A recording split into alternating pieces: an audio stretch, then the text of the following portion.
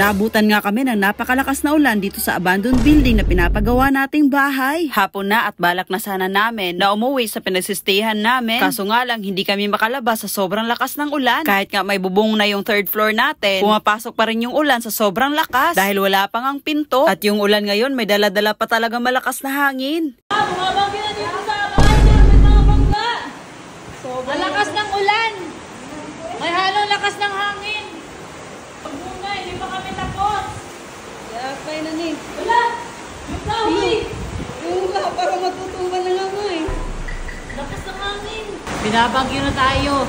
May, alas 4 na ng hapon, hindi ka pa naliligo. Okay lang yan. Hindi naman nila naamoy eh. Paamoy nga ng kilikili mo.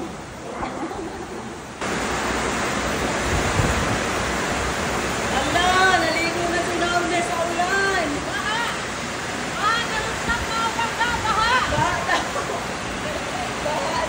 Sa sobrang lakas nga ng ulan, halos mapuno na ng tubig dito sa rooftop natin. Nagtataka si Norme kung bakit nangyayari to, may drainage naman. Kaya naman, para masagot yung katanungan niya, pinuntahan niya at nalaman niya na Ayan, kinuha na niya yung humarang doon sa drainage.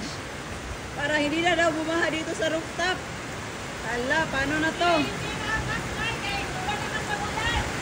Hindi daw nahabol sa sobrang lakas ng ulan. Si Norme, basang-basa sa ulan.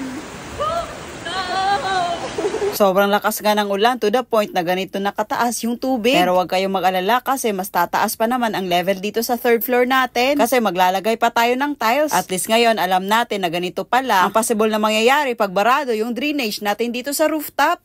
Tao, May? Ay, kusog na siya, May. Tignan nyo naman, dalawa talaga yung drainage natin dito sa rooftop. Panigurado na talaga yan.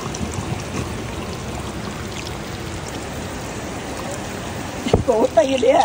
Sa sobrang lakas nga din ng ulan, parang naging swimming pool na itong septic tank natin. At itong kanal din, harap ng bahay natin, swimming pool na talaga siya. Sana nga dadating na yung panahon na magiging maayos na yung mga kanal dito. Hindi lang sa amin ha, kundi dito sa buong lugar. Grabe, sobrang baha. Grabe, sobrang baha. Dito sa gilid ng bahay natin. Tingnan nyo naman. Ala. Wala, bahaunan mo na yun doon eh. Bahaunan man di ay. Hindi siya baha doon. Dito lang kasi yung mga ano dito, yung hindi pa naayos yung mga drainage dito. Visit mo kaya o. Hala, bahong yan. Yahin na yun na. Visit mo kaya si mahayang tani. Hala, natumba. Hala. Oo, tama kayo. Ito din yung araw na naglinis kami sa labas ng bahay natin tapos naabutan kami ng ulan. Alam mo yung pakiramdam na pagod ka tapos bigla na lang uulan. Kaya naman para talaga kami mga bata na nakawala. Umulan na.